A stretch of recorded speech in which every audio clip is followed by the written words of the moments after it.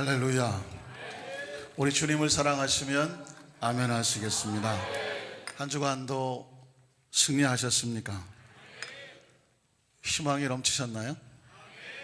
혹시 어려운 일에 부딪혀서 한숨 쉬며 절망할 일은 혹시 없으셨습니까? 아멘이 한 사람도 없는 거 보니까 한 사람도 빠짐없이 희망으로 승리하신 것이라고 추론이 됩니다. 여러분 혹시 기억하십니까? 한 인디언 할아버지가 손자를 놓고 했던 이야기. 우리 마음속에는 항상 두 마리의 늑대가 살고 있다. 한 마리의 늑대는 희망이라고 하는 늑대고 또 한 마리의 늑대는 절망이라고 하는 늑대인데 누가 이긴다고요? 희망이 어떻게 이겨요? 예수 희망. 인디언 할아버지가 그 손주에게 하고 싶었던 얘기 뭐냐면 네가 먹이를 많이 주는 늑대가 이긴다 이것입니다. 매 순간마다 희망적인 생각과 희망적인 비전과 희망을 놓지 말라는 것이죠. 그러나 절망을 자꾸 키워나가고 절망적인 생각과 절망적인 그 상황 속에서 자꾸만 절망을 붙잡게 되면 절망이라는 늑대가 더 커지니까 희망이 무너질 수밖에 없다는 것입니다. 요즘 우리 대통령은 얼마나 마음속에 절망이 많이 클까 이런 생각이 듭니다. 국정 지지도가 30% 당보다도 더 떨어진다고 하니 여러분 나라를 이끌어가는 대통령이 마음에 절망하면 되겠습니까? 가만히 생각해 보니까 아마 절박하게 기도하는 심령을 갖고 계시지 않을까. 총리를 바꿔서 뭔가 좀 국정을 좀 새롭게 변화시켜 볼까 하지만 총리가 희망이 되겠습니까? 노력은 하겠지만 희망은 어디서 오냐면 땅에서는 희망이 없어요. 우리 아까 장로님 기도하신 것처럼 전 세계가 처절한 절망 때문에 얼마나 많이 힘들어합니까? 희망은 하늘에서 오는 것입니다. 예배가 희망입니다. 기도가 희망이고 아까 우리 장로님 말씀하신 것처럼 예수님이 희망이죠. 오늘 예배 참석하신 분들에게는 바로 그 희망이 하늘에서 우리 가운데 쏟아지는 귀한 시간인 것을 꼭 기억하시기를 주님의 이름으로 축복합니다. 잠깐 기도할까요? 좋으신 하나님 아버지, 한 주간 동안 치열한 하나님 이 광야 같은 세상 속에서 절망을 붙잡을 것인가 희망을 붙잡을 것인가 끊임없이 치열한 전투를 벌이며 하나님 우리 사랑하는 안산교회 성도들은 예수님이 희망인 것을 알고 희망을 끌어안고 승리하고 또 이 자리에 하늘을 바라보고 하늘의 희망을 체험받는 귀한 예배에 참석하신 것을 믿습니다. 세상에 때로 힘들고 어렵게 하는 모든 절망에 왜 거리가 없겠습니까? 그러나 우리는 절망을 전혀 두려워하지 아니하고 하나님 믿음의 선배 여호수아 갈렙처럼 그 절망은 우리의 밥이다. 문제는 우리의 밥이다. 하나님 오히려 그 문제거리 속에 더 강력한 하나님의 영적인 축복과 간증의 스토리를 얻는 축복된 우리 안산 순복의 성도 되게 하시니 감사합니다. 대통령에게 하나님 희망을 주십시오. 하나님을 믿고 하나님을 붙잡며 기도할 수 있는 하늘로부터의 희망을 얻어서 하나님 나라와 국민을 이끌어갈 수 있는 하늘의 희망을 붙잡게 하여 주시옵소서. 이 땅의 모든 하나님 위정자들에게 하나님의 희망을 허락하여 주시옵시고 예수 그리스도가 희망인 것을 기억하게 도와주옵소서. 우리 조 목사님 안고 서시는 것마다 희망 목회 50년 서시는 것마다 희망의 메시지로 온 생명을 살리게 하시고 여의도 순복음교회 산하 우리 모든 하나님의 형제교회들 가운데 예수의 생명으로 충만하게 도와주시며 안산 지역의 예수의 생명과 희망으로 다시 살아나게 하여 주시옵소서. 다시 일어서게 도와주시옵소서. 오늘 이 시간에 어떤 하나님 원치 않는 절망과 아픔과 상처가 있다고 할지라도 예수님의 희망이 이곳에 쏟아질 때에 예수님의 생명이 쏟아질 때에 우리 모든 성도들 삶 가운데 상상할 수 없는 비전과 꿈으로 다시 일어서고 도전하고 승리해가는 귀한 시간 되도록 이 시간을 주장하여 주시옵소서. 예수님 이름으로 간절히 기도드리옵나이다. 아멘. 한번 따라하실까요? 주님의 마음을 아프게 할 것인가 기쁘게 할 것인가 이런 제목으로 말씀의 은혜를 나누기를 원합니다. 어느 어머니가 장성한 두 아들을 데리고 있었습니다. 큰아들은 비가 올 때 유용한 우산을 파는 우산 장소를 했고요, 작은 아들은 남학신을 깎아서 만든 남학신 장소를 하게 되었습니다. 그러다 보니까 이 어머니는 날마다 근심 걱정이 그 마음에서 떠날 일이 없어요. 비가 오는 날이면 우산 장수 아들은 잘 되겠지만 남학신 장수가 장사가 안 되니까 아이고 우리 둘째 아들 어떡하나 오늘도 공쳤네.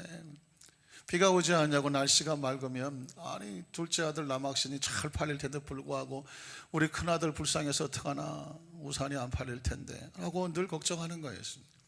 그 옆에 지켜보던 어떤 사람이, 한 지혜로운 사람이 와서, 아니 아주머니 왜 그러세요? 비가 오면 큰아들 장사 잘 될 것 같다고, 아이고 감사하다 하고, 날씨가 맑으면 작은 애들 남학산에 잘 풀릴 테니까 아이고 감사하다고 하면 감사할 일밖에 없잖아요. 그랬더니 그 어머니가 그것도 맞는 얘기네요. 그래서 그날 이후로 그 얼굴에 수심이 없었더라. 우리가 알고 있는 얘기는 여기까지예요. 그러나 뻔한 얘기 하자고 제가 그 얘기를 하기는 했겠죠. 알아요. 그렇게 생각을 바꿔서 감사하고 근심이 없으면 좋겠지만 현실은 달라지지 않았어요. 현실은 여전히 비가 오면 큰아들은 잘 되겠지만 둘째 아들은 아픔인 거예요. 근심인 거예요. 날씨가 맑아지면 작은 아들이 잘 되겠지만 역시 큰아들은 공치는 아픔의 현실은 바꿔지지 않아요. 어떤 때는 작은 아들, 어떤 때는 큰아들이 기쁨이 되기도 하지만 슬픔도 되면, 어떤 상황에 따라서요, 우리는 돌이킬 수 없는 아픔과 슬픔의 현장을 직면할 수밖에 없습니다.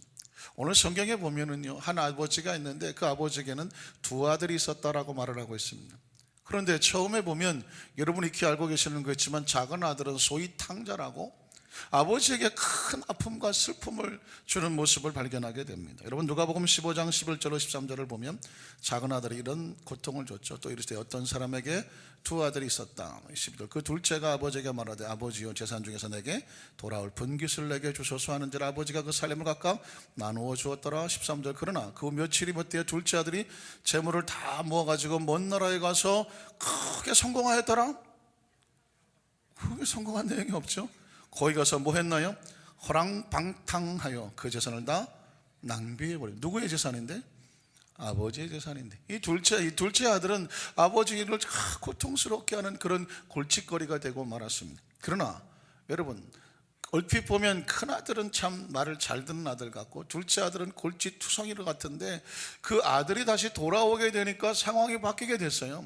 그 돌아온 아들은 이제 아버지의 기쁨이 되고 있습니다. 여러분 기억하시죠? 누가복음 15장 22절로 24절을 보면 아버지는 종들에게 이르되 제일 좋은 옷을 내어 이다가 입히고 손에 가락지를 끼우고 발에 신인을 챙기라. 그리고 살찐 송아지를 끌어다가 잡으라. 우리가 먹고 즐기자. 여러분 이 아버지의 표정 어떨 것 같아요? 먹고 즐기자. 눈이 막 빛이 나고 얼굴에 생기가 돌고 화색이 들고 온몸은 덩실덩실. 제가 예전엔 춤을 잘 췄었는데 많이 절제하느라고 덩실덩실 춤을 추면서 모든 사람을 잔치에 초월해서 이렇게 외치죠. 이 내 아들은 죽었다가 다시 살아났으며 내가 이렇다가 다시 즐겨 얻어노라니 그들이 모두 다 뭐해요? 즐거워요. 그러니까 이제 아버지는 작은 아들 때문에 골치를 썩는 것이 이 아들이 이제 아버지에게 기쁨이 되고 있어요. 얼마나 기쁘냐면 누가복음 15장 32절에도 이렇게 말을 해요. 이 내 동생은 죽었다가 살아났으면 내가 이렇다가 얻었기를 우리가 뭐하고 즐거워하고 뭐하는 것이 기뻐하는 것이 마땅하다고 말했습니다. 그저께까지는 이 아들이 나한테 골칫덩어리였는데 이제는 아버지에게 즐거움과 기쁨을 주는 존재가 되었습니다. 그리고 아이러니컬하게도 아주 역설적으로 큰 아들인 말도 잘 듣고 늘 아버지의 기쁨인 줄 알았는데 이 작은 아들이 돌아오니까 이 큰 아들이 또 아버지에게 골칫거리를 섞이는 것을 보게 됩니다. 여러분 누가복음 15장 25절로 30절을 보면 오늘 본문인데요, 맏아들이죠. 맏아들은 밭에 있다가 돌아와서 집에 가까이 왔을 때 풍악과 춤추는 소리를 들었는데 한 종을 불러 이게 무슨 일인가 물었습니다. 그래서 27절에 보니까 대답하되 당신의 동생이 돌아왔을 때 당신의 아버지가 건강한 그를 다시 맞아들이게 됨으로 인하여 살찐 송아지를 잡았습니다. 지금 즐거워하고 기뻐하며 잔치가 벌어졌습니다. 춤추고 노래하면서 큰 잔치가 벌어졌습니다.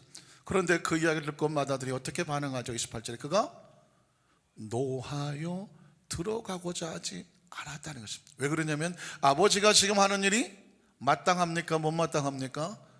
못마땅한, 아니 저런 죽일 놈을 갖다가 두드려 패서 쫓아 버려도 시원찮은데 저런 놈을 붙잡고 잔치를 벌이는, 도대체 아버지 속에 도대체 무슨 꿍꿍이가 있길래 이런 짓을 하시는 겁니까? 그 마음에 화가 치밀었습니다. 그래서 29절에 보면 뭐라고 말합니까? 아버지께 대답하려되 내가 여러의 아버지를 섬겨서, 자기를 속에 있는 이야기를 하는 거예요. 내가 이때까지 아버지를 평생 섬기면서 명을 어긴 것이 단 한 번도 없었습니다. 이 이야기는 뭐냐면 저놈의 자식은 아버지 말을 사사건건 안 듣고 불순종하고 나가서 또 나쁜 짓 했던 놈인데 그 아들과 나를 비교해 보십시오. 그런데 내게는 염소 새끼라도 주어서 나와 내버치로 질기게 잔치 한번 벌어진 일이 없더니 30절에 보니까 아버지의 살림을 창녀들과 함께 삼켜버린 이 나쁜 놈의 시끼를 돌아오며 이를 위하여 그냥 송아지도 아니지 살찐 송아지를 잡으신 것이 이게 가십니까? 이런 심정이. 사랑하는 성도 여러분, 이 이야기를 듣는데 아버지의 마음은 얼마나 처참했을까요? 작은 아들이 큰 아들이 거품을 흘고 아버지에게 이게 지금 뭐 하는 짓이냐고 아버지에게 달라들고 있는 것입니다. 우리는 여기서 참 재밌는 사실 하나 발견하게 되는데, 언제 어느 때 아버지의 누가 아픔이 되고 기쁨이 될지는 누구도 예측할 수가 없어요. 그러나 한 가지는 발견하게 됩니다.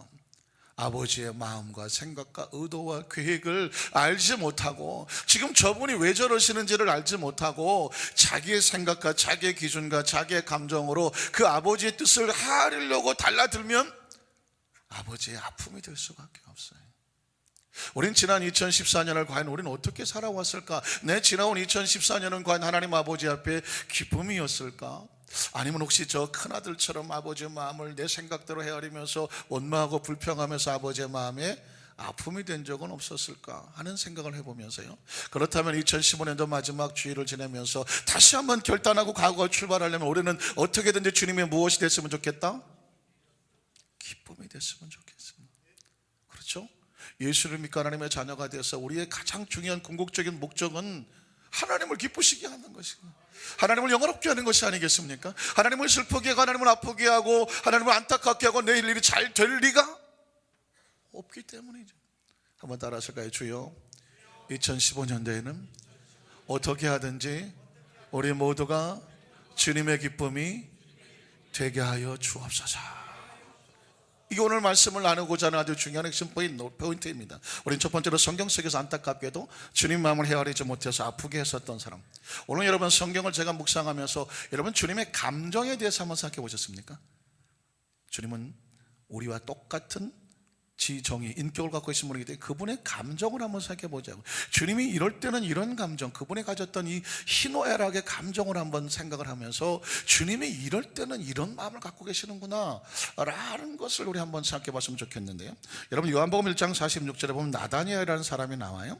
이 나다나엘이 참 주님의 마음을 아프게 하는 것을 볼 수가 있는데, 나다나엘이 이르되 나사렛에서 무슨 선한 것이 날 수 있느냐?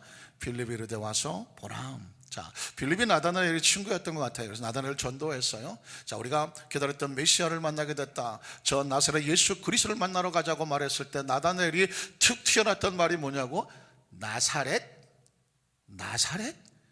그런 동네에서, 좀 전문적인 용어로 예전에, 요즘은 잘 안 쓰는 말이죠, 그런 후진 동네에서, 별 볼 일 없는 동네에서 메시아가 나온다고? 여러분, 예수 그리스도의 그 출신을 보고 벌써 그를 인간적으로 어떻게 보여요? 비하해 보이는 것을 볼 수가 있습니다. 자, 지금부터 몇 사람의 제가 예를 들 텐데 이들의 공통점이 무엇인지 한번 생각해 보십시오. 자, 마태복음 8장 23절 26절을 보면 풍랑에 떨고 있는 제자들을 향한 예수 그리스도의 반응이 나오는데요. 배에 오르심에 제자들이 따랐더니 바다에 큰 놀이 일어나 배가 물결이 덮이게 되었을 때 예수께서는 평안히 주무시고 계셨어요. 자, 25절 보니까 그 제자들이 예수님과 함께 그 배에 있는데도 불구하고 나와 깨우며 이르되 주여 구원하소서 우리가 죽을 것 같습니다. 죽을 상황에 빠졌습니다. 그때 예수님의 여러분 감정을 보세요. 예수께서 이르시되 어찌하여 무서워하느냐 믿음이 작은 자들아 하시고 일어나서 바람과 바다를 꾸짖으시니 아주 잔잔하게 되었다라고 말하고 있습니다.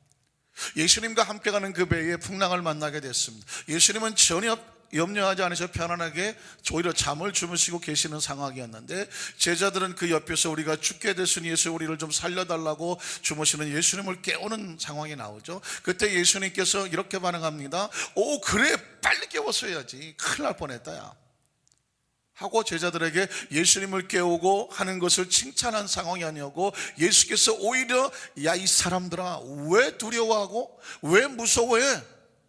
믿음이 적은 자들아. 도대체 무슨 믿음이 적었다는 것입니까? 예수님과 함께 가는 그 상황 속에 아무리 풍랑과 파도가 다가온다고 할지라도 예수님이 두려워하지 않으면 우리도 두려워할 필요가 없다는 거예요. 누구를 믿지 못하기 때문에 풍랑이 두렵습니까? 예수님을 믿지 못하기 때문에.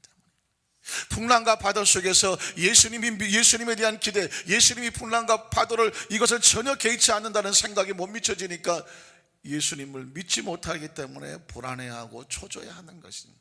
예수님이 그 모습을 보면서 마음이 아픈 거예요. 왜 날 믿지 못하는 거지? 믿음이 왜 적은 자들아. 오히려 풍랑과 파도를 꾸짖어서 그를 잠잠케 하는 것을 보게 됩니다. 여러분 마태복음 14장 29절 32절을 보면 똑같은 상황이에요. 자, 베드로에 대한 상황인데요. 오라 하시니 베드로가 배에서 내려 물 위로 걸어서 예수께로 갑니다. 바람을 보고, 자 보세요, 베드로가 무서워 빠져간다고 말을 하고 있었습니다. 그리고 말하기를 소리질러 이르되 주여 나를 구원해 주십시오. 무슨 내용이에요? 내가 지금 물에 빠져 죽어갑니다. 허우적거려 갑니다. 나를 빨리 건져주세요 하는 말입니다. 그때 예수님 반응이 그래 이 사람아 빨리 그래야지 내가 갈게, 그런 상황이 아니에요. 31절을 보면 예수께서 즉시 손을 내밀어 그를 붙잡으시며 이러시되 뭐가 작다고요? 죽어박으려고 그래. 믿음이 작은 자요. 왜? 의심이 뭐예요? 믿지 않는 거예요. 의심이 뭐냐면 믿지 않는 거예요. 주님께서 오라가셔서 무리를 걸어 무리를 오는 그 베드로를 향하여서 예수님을 바라보면 믿음이 생기는데 풍랑과 파도를 보니까 두려워 빠졌더라, 여러분 알고 계시는 거지만 우리의 포커스는 뭐냐면 예수님이 그 베드로를 향해서 어떤 마음을 갖고 계시느냐가 중요한 거죠. 예수님께서 그 베드로를 향하여서 야야 죽을 뻔했대, 아유 빨리 나와라, 이게 아니었습니다. 예수님의 마음은 뭐냐면 이 사람아 왜 의심을 해? 왜? 지금 눈앞에 누가 있어요? 예수님과 함께 있는 거잖아요. 왜 의심해? 내가 원하는 건 네가 의심하고 불안하고 두려워 죽겠다고 소리 지르는 게 아니란 말이야. 사랑하는 성도 여러분, 지금 예수님의 마음이 어떤지 아시겠어요? 여러분 성경에 보면 마가복음 9장 21절 24절에도 여러분 예수님의 마음이 참 미어지는 장면이 또 나옵니다. 예수께서 그 아버지에게 물으시되 언제부터 이렇게 되었느냐 하시니 이르시되 어릴 때부터입니다. 22절에 귀신이 그를 죽이려고 불과 물에 자주 던졌습니다. 그러나 무엇을 하실 수 있는지 잘 모르겠는데 우리를 불쌍히 여기서 그냥 도와주십시오라는 말을 하게 되잖아요. 그때 여러분 예수님께서 정색을 하며 하시는 말씀이 여러분 잘 아시는 말씀이에요. 23절에 예수께서 이르되 할 수 있거든이 도대체 무슨 말이냐.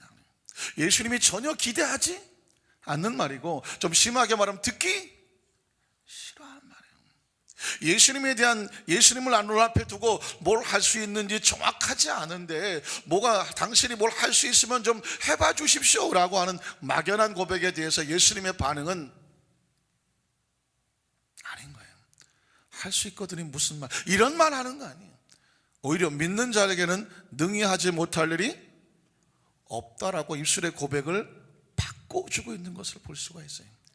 오늘 저와 여러분이 뭔가 이 상황 속에서 뭔가 막연하고 불안하고 초조하고 이런 마음을 가지게 될 때 예수님께서 하시는 말씀에 여러분 기억하셔야 돼.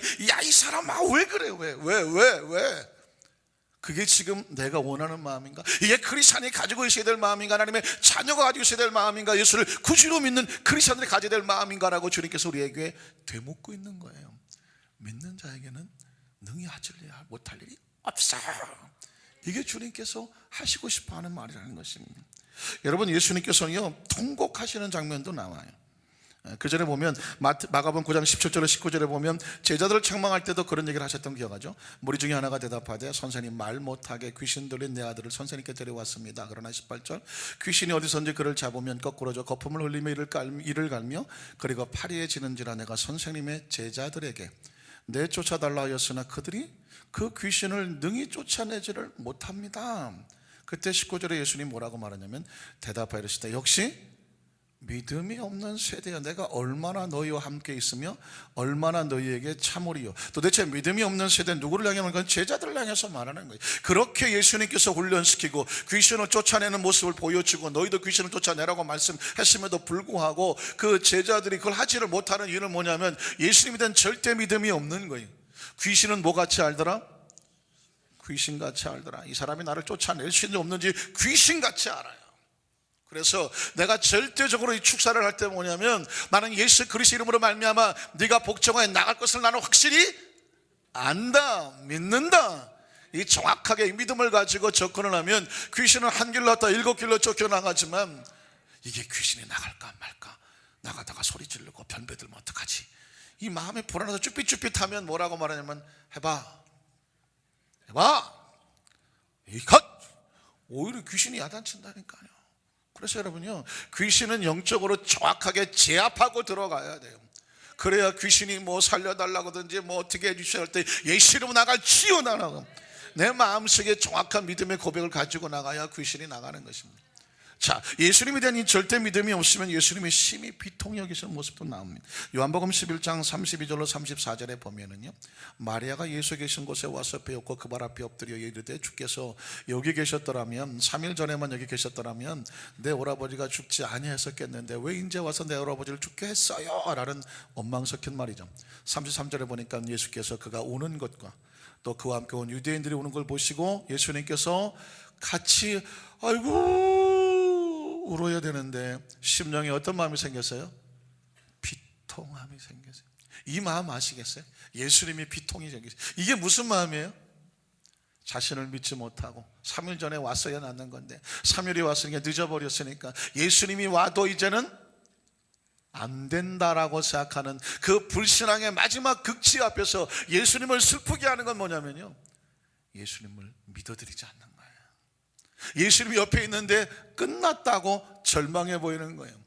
예수님이 심령에 비통히 여기시고 불쌍히 여기사 이르시되 그를 어디에 두었느냐 이르되 주여 와서 보시옵소서. 예수님께서는 이제 마리아 마르다를 책망하고 싶지도 않아요. 그래서 이 나사로가 어디 있느냐, 거길 보러 가자고 말을 합니다. 자, 오늘 이 예수님의 마음을 절망스럽게 하는 아주 클라이막스적인 건 뭐냐면 요한복음 11장 35절로 40절인데요 예수님이 막 눈물도 흘려요. 35절에 보니까 예수께서 눈물을 흘렸어요. 여러분이 눈물의 의미를 아셔야 돼요.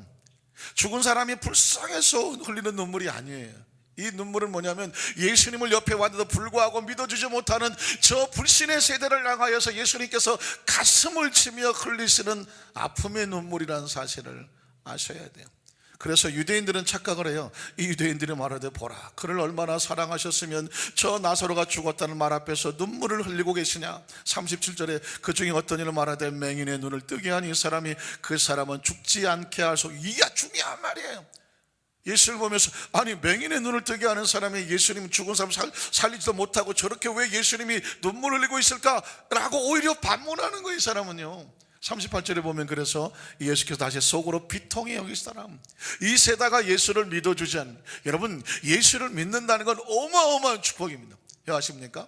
요한복음 1장 11절에 보니까 예수님이 자기 땅에 왔는데 자기 백성이 영접하지를 않았다고 말합니다. 이 세상은요 하늘을 알 수도 없고 알지도 못하고 알 수 있는 그 문이 열려지지가 않아요. 왜 하나님 열어주지 아니하시면. 그러나 영접하는 자, 그게 12절이죠. 그러나 영접할 수 있는 자, 그 사람에게는 하나님의 자녀가 되는 권세를 주신다고 말했는데 예수님을 옆에 놓고 믿어줄 수 있는 이 믿음을 가진 사람을 주님은 찾고 계시는데 그 믿음을 만나지 못하면 주님 마음이 비통히 여기는 거죠. 아까 그 성경 구절 보세요. 예수께서 다시 속으로 비통히 여기시며 무덤에 가시니 무덤이 구리가 돌로 막았거늘. 39절 예수께서 이렇게 돌을 옮겨 놓으라 하신. 근데 여러분 보십시오. 마지막으로 예수님을 가로막는 사람이 있었습니다. 그 죽은 자 나사로의 누인 마르다가 이르되, 잘 들어보세요. 얼마나 설득력 있는데, 주여 죽은 지가 나흘이 되었음에 벌써 냄새가 납니다. 무슨 뜻이에요? 이젠 끝났습니다. 예수님 왜 돌모를 옮겨서 그 썩어 냄새나는 시신의 냄새를 맡으려 합니까? 이젠 늦었습니다. 누가 누구를 설득시켜요? 나 마르다가 지금 예수님을 설득시키고 있는 거예요. 그러니까 하지 말자는 얘기, 하지 맙시다. 여러분 예수님이 그 다음 절에 뭐라고 하실지가 좀 궁금하지 않습니까? 40절에 보니까 그래서 나온 말이 이 말이에요.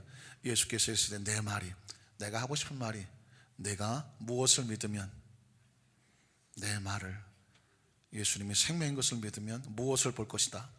하나님의 영광을 보리라 하지 않았느냐. 우리는 사랑하는 성도들, 이 시간 예수님이 이 말씀할 때 얼마나 속이 터졌을까요? 내 말을 믿어야 된다고 말합니다. 예수가 누구인지를, 지금 눈앞에 서 있는 예수가 누구인지를 정확하게 신앙 고백해야, 이것이 예수님께서 우리에게 원하시는 거예요. 자, 이들의 공통점이 뭐예요? 예수님이 옆에 있음에도 불구하고 그들의 생각과 계산과 경험과 상식과 그리고 그들의 한계를 가지고 예수님을 재해석하려고 하는 거예요. 이거는 누가 와도 안 된다. 이건 뭐 죽었다 깨도 안 난다. 뭐 누구 할아버지가 와도 안 된다, 뭐 그런 말을 써요. 예수님도 안 된다라는 것입니다. 이게 가장 무서운 불신앙의 극치이며, 이 고백이 누구를 가슴 아프게 하면 예수님을 가슴 아프게 하는 거예요. 제가 한번 말씀을 드렸나요? 미국에 있을 때 저희 아이가 초등학교 2학년 9살 때 이제 선교사를 같이 출발을 했는데요, 한 10살쯤 됐을 때인가 봐요. 이 아이가 어느 날부터인가 막 풀이 죽어갖고 아빠 얼굴 잘 안 쳐다보고 엄마 얼굴 잘 안 쳐다보고, 분명히 뭐 사달라고 그러고 뭐 먹고 싶다고 그러고 뭐 해야 될는데 아무런 얘기를 하지 않아요. 그래서 야 지훈아, 너 요즘 무슨 고민 있냐? 너 엄마 아빠한테 뭐 사달라고 그러는 것도 안 하고 뭐 아무 얘기를 안 해. 그랬더니 얘가 아빠 돈 없잖아요. 아빠 돈 없잖아요. 아빠가 돈 없는 거 네가 어떻게 알아? 다 알아요. 네가 어떻게 알아? 책상에 있는 아빠 지갑 봤어요. 그래, 지갑 봤는데 왜?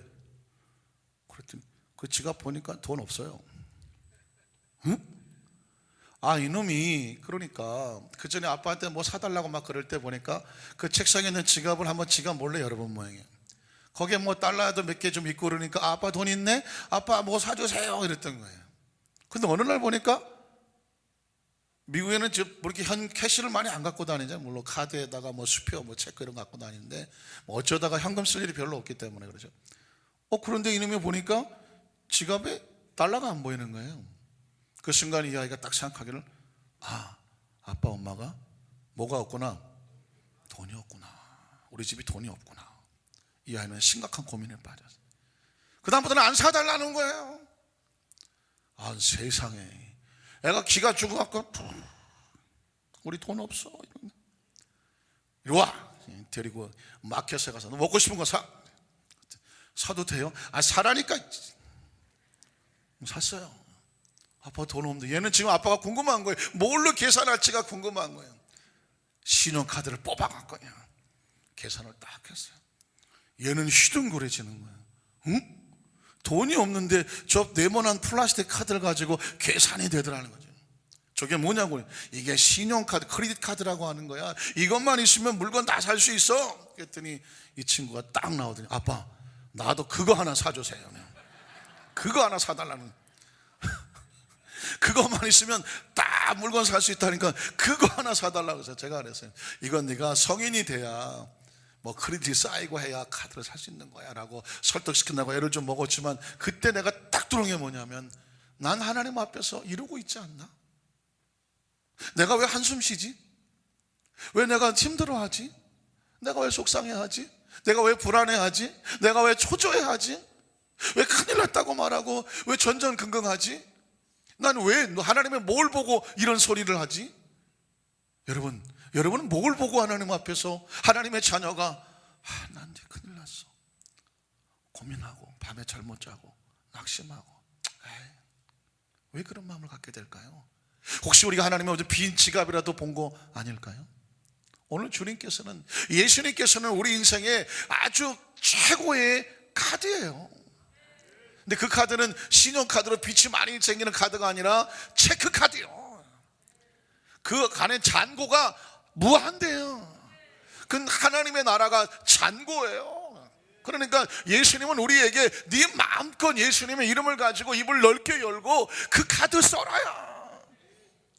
오늘 주님께서 우리에게 주시는 마음은 이런 거예요. 하나님의 사람들이여 절망하지 마라, 낙심하지 마라. 네가 믿어야 내가 역사할 수 있다는 것입니다. 그래서 여러분, 예수님께서 우리가 하시는 말씀은 뭐냐면 히브리서 11장 6절이잖아요 요절 같은 거예요. 믿음이 없이 하나님을 기쁘시게 할 수 없어. 하나님께 나아가면 반드시 가 계신 것과 또한 그가 자기를 찾는 자들에게 뭘 줘요? 카드를 준다는 거예요.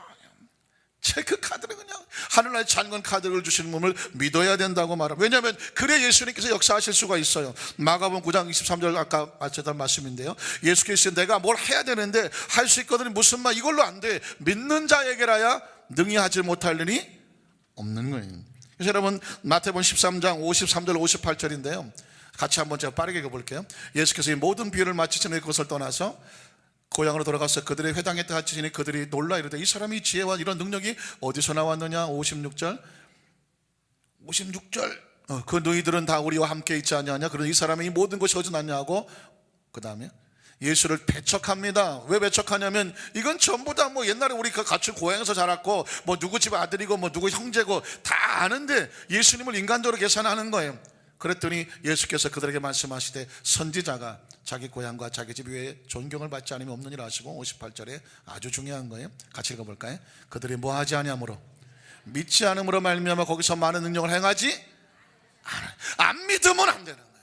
그러니까 예수님이 슬퍼하시는 건 뭐냐면 예수 그리스도로 가는 것은요 믿어드려야 되는 거예요.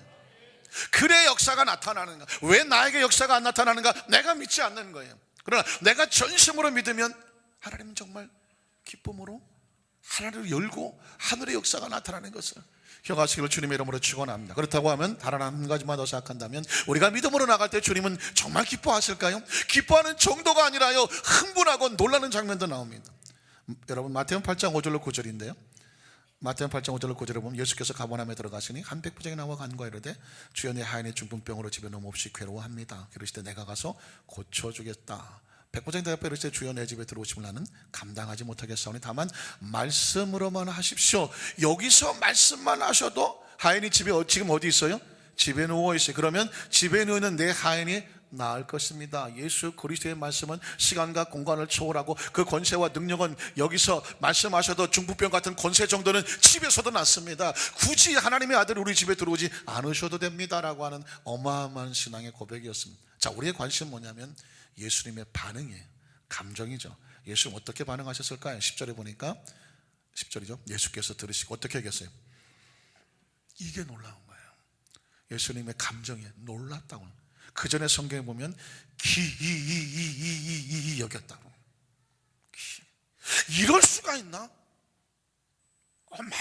어마어마한 감탄과 감격입니다. 놀랍게 이르되 다른 자들이 이르되 내가 진실로 얘기하노니 이스라엘 중 아무에게서도 이만한 믿음을 보지 못해. 뒤집어 말하면 난 이런 믿음을 찾는. 제가 여러분 가끔 그런 얘기하죠. 난 백부장을 형님으로 모신다. 형도 많아. 나는 모세도 형님이고 베드로도 형이고 백부장도 형님이고. 예수님이 칭찬하는 사람들은 다 형님이야. 왜 그러지 아십니까? 예수님이 그토록 만나고 놀라는 사람이 바로 이 사람이에요. 우리 안산교회 성도님들 다 백부장을 다 형님으로 모셨어요. 왜? 이런 믿음을 가져야 되니까. 이런 마태복음 9장 1절로 2절을 보면은요 예수님이 또 누구를 주시하나 보세요. 예수께서 배우로서 건너가 본 동네에 이르시니 침상에 놓은 중풍병자를 사람들 데리고 오늘 예수께서 그들의 믿음을 중풍병자를 침상에 데리고 와서 예수님이 계신 그 위에 천장을 뜯고 내려놓을 때에 예수님이 누구를 주시하나 보실까요? 그 네 사람이 하는 그들의 무엇을 주시하셨죠? 믿음을 보고. 오늘 저와 여러분이 무엇을 하고 있는지는 예수님께서 가만히 주시하는데 저 사람이 지금 믿음으로 행하고 있는가? 아니면 믿음 없이 하고 있는가? 예수님은 믿음을 보고 칭찬하시는 것이죠.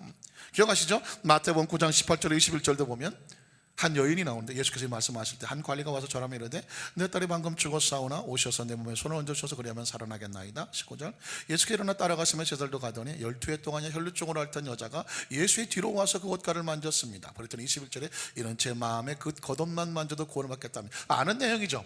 그런데 중요한 건 예수님의 반응이에요. 예수님께서 어떻게 하시냐면 22절입니다.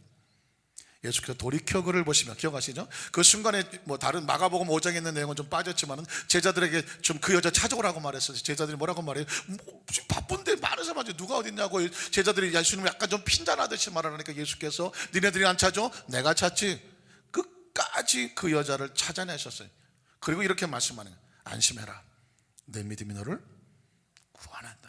이런 사람은 끝까지 찾아내셔서 칭찬해 주시고 싶어 하시는 예수님 모습을 발견하게 됩니다. 더 중요한 것은요 마태복음 9장 27절 28절인데요 두 소경을 보고 이런 얘기를 합니다. 예수께서 거기서 떠나갔을 때 두 맹인 소경이 따라오며 소리질러 이르되 다윗의 자손이 우리를 불쌍히 해 주십시오. 그때 28절이 예수께서 집에 들어가셨어요. 대답을 안 하시는 거죠. 근데 그 맹인들이 끝까지 쫓아 들어왔어요. 그리고 예수께서 이르시대요 그 사람이 이렇게 말합니다. 그 눈을 고쳐달라고 말하니까 예수님께서 이렇게 말하는 거예요. 오늘 저와 여러분이 똑같이 말합니다. 내가 능히 이 일할 줄을 믿느냐. 무슨 뜻이에요? 예수님께 이런 능력이 있다고 네가 기대하느냐, 확신하느냐. 오늘 이런 말씀의 포인트의 가장 중요한 핵심 중에 하나가 이겁니다. 정말 예수님께서 지금 내게 있는 이 문제를 해결하실 수 있다라고 믿습니까? 여러분의 가정의 문제든 사업의 문제든 직장의 문제든, 그리고 여러분 가정과 모든 자녀들의 문제든, 그 인간 관계 속의 문제든, 그리고 그것이 물질의 문제든, 내 질병의 문제든, 어떤 문제가 됐든지 간에 예수 그리스도의 이름으로 소경이 눈을 뜨는 것처럼 근본적인 문제가 해결될 것을 믿습니까?